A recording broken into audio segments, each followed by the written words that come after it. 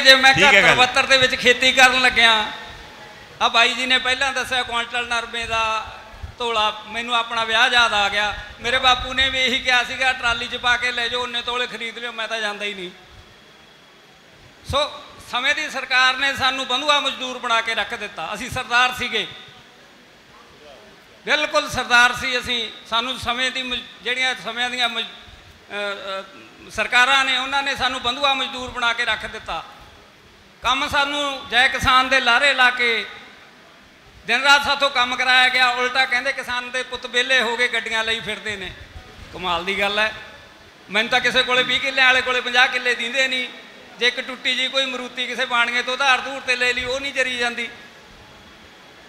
सो समा जिहड़ा है मेरे कहने का मतलब ये है कि जिहड़ा सरदार सी उन्होंने मजदूर बनाता, मंगता बनाता समय की सरकार ने।